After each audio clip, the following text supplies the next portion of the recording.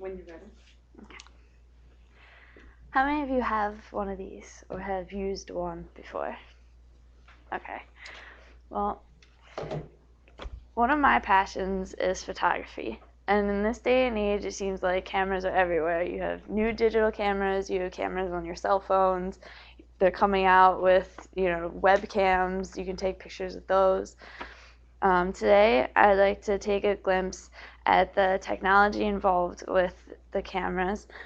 And we're going to look at the beginning of photography when it was first brought to the US, the developments over time, and the new technology they have now.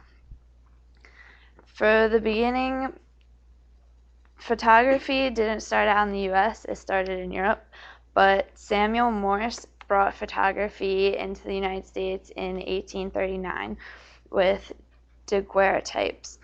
This is a type of picture that when you focus the camera on an image, it takes the light and it reflects it onto what looks like a silver plate. The silver plate has iodine vapors and halide on it, which captures the image and embeds it into the silver plate.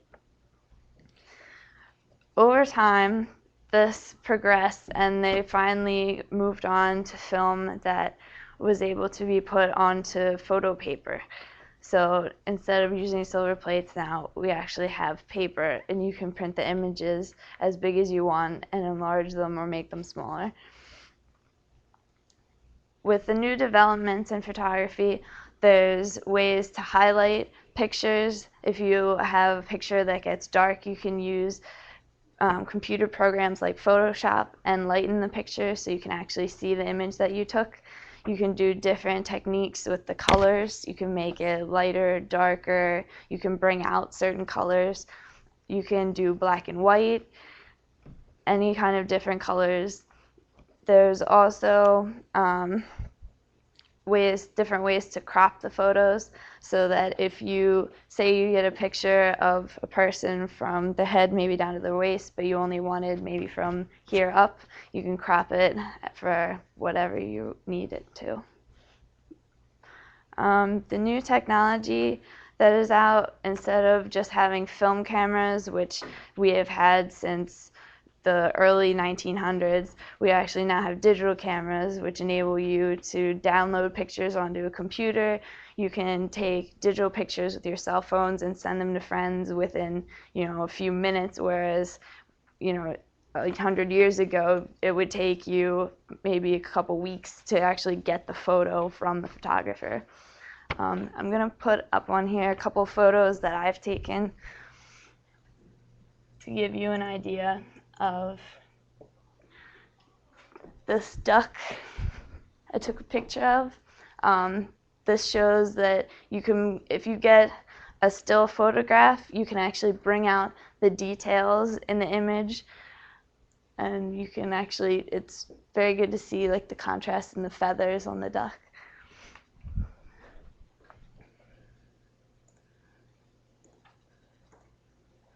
This is another picture that I took in Hawaii. The different colors and the contrast in the palm tree, even though the palm tree isn't black, with the contrast of the sun in the background, it makes the silhouette of the palm tree. So it's a good contrast of colors.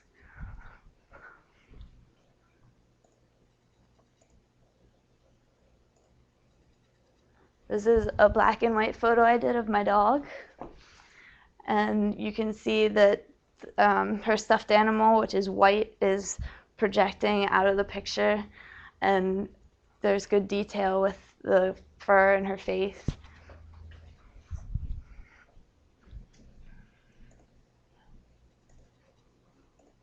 This is another example of black and white pictures and the different contrasts within the leaf, because the leaf was, when I took the picture, was a dark green color, but when I developed it, I did this in high school. We could only do black and white photos because the equipment we have, you can't do color photos. So this is just another example. So in conclusion, we have taken a look at the developments in photography, where it began and how it came to the US.